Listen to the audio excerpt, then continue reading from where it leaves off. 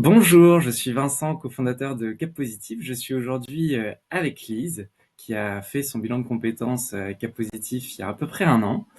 Et aujourd'hui, Lise, tu es chargée d'accompagnement vers l'emploi. C'est pas ce que tu as fait avant, c'est pas ce que tu faisais avant en tout cas. Et donc tu vas nous raconter ta transition et ce qui t'a amené à aller vers cette voie-là professionnelle. Et donc j'en profite pour te poser tout de suite la première question pour que tu nous racontes la situation dans laquelle tu étais avant de commencer Cap Positif. Ouais, ça marche.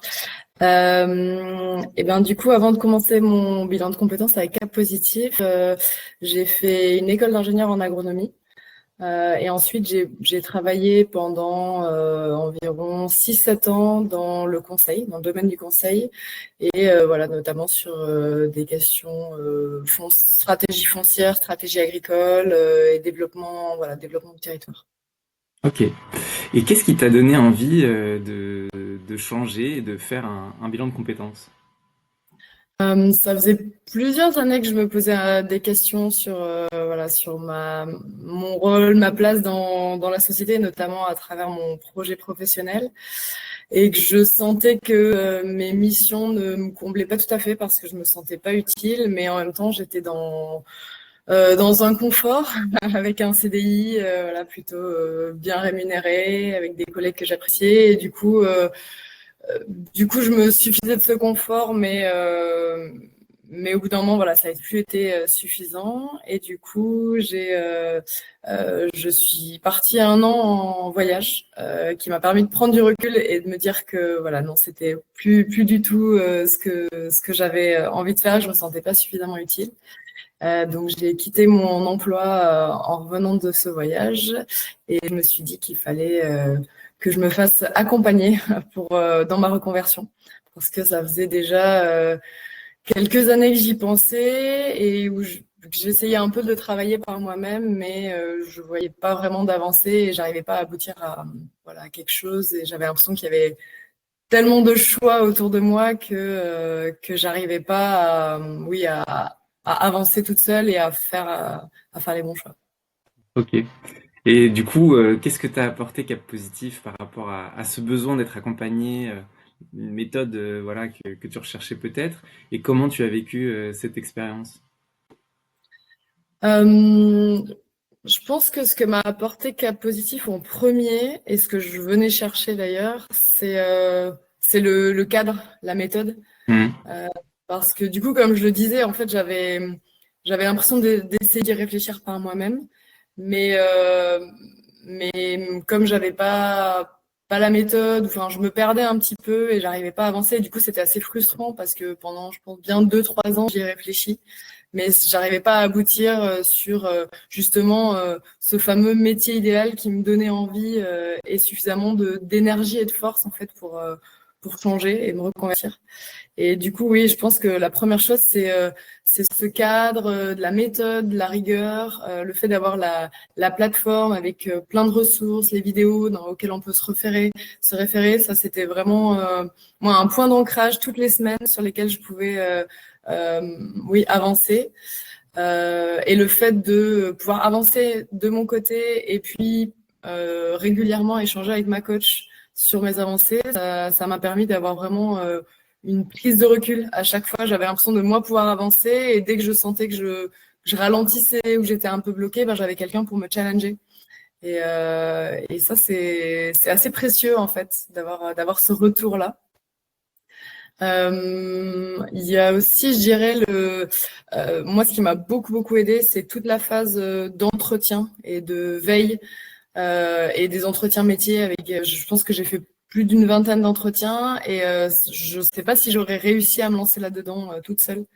C'est vraiment voilà oui, le fait d'être dans ce cadre-là et ma coach qui m'a motivée à faire autant d'entretiens et du coup à définir petit à petit un projet de plus en plus précis.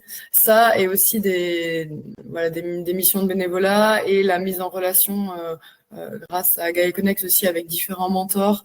Voilà, c'est vraiment je pense les rencontres, les opportunités qui ont été créées dans le cadre de cas positifs qui m'ont permis d'avancer. Ok, génial. Et au global, comment tu t'es senti durant tout ce parcours? Bah, c'était, ouais, c'était assez fort. Surtout le début, j'ai beaucoup aimé toute la première phase d'introspection qui m'a permis aussi de, je pense, légitimer toutes les questions que je me posais depuis longtemps. Euh, et, euh, et oui, c'est assez fort d'avoir quelqu'un comme le coach qui est là pour nous challenger, pour vraiment nous écouter.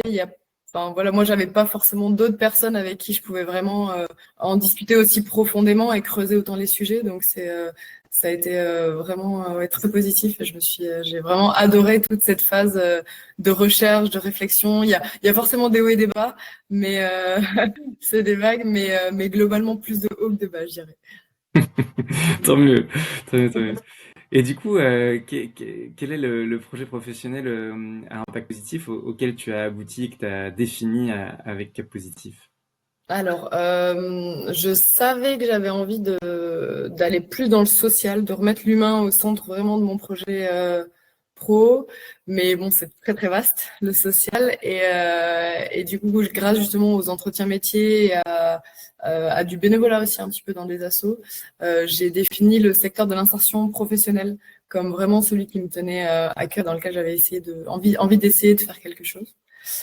Et du coup, à la fin de mon bilan, ce que j'avais ciblé, c'était un poste de coordinateur, coordinateur ou chef d'équipe, manager dans une structure de l'insertion socio-professionnelle. Ok, d'accord. Et donc, où en es-tu aujourd'hui là? Qu'est-ce que tu fais? Et surtout, comment Cap Positif t'a aidé à mettre en œuvre ce projet-là? Alors aujourd'hui, j'ai trouvé un poste de chargé d'accompagnement vers l'emploi dans une structure de l'économie sociale et solidaire. Ça a été un peu, au début, je cherchais justement des postes avec un peu plus de responsabilité, des postes de manager. Ça a été un peu difficile parce que, en fait, j'ai pas cette compétence managériale, donc c'était un très gros saut de changer complètement de secteur et en plus de chercher un poste à responsabilité. Mais je suis très heureuse d'avoir trouvé ce poste-là où vraiment je découvre le secteur, je découvre le métier, je suis en lien au quotidien avec des personnes où je vois vraiment l'utilité et l'intérêt de mon métier, donc c'est très chouette. Et là où Capositive m'a beaucoup aidé dans ma recherche d'emploi, une fois que j'étais vraiment dans cette phase-là, c'est que en fait, lors de la phase justement d'entretien, toute cette phase qui a duré pour moi, je pense pas loin de 2 mois, où je suis allée démarcher justement des sociétés, des entreprises, des assos pour comprendre un peu ce secteur-là.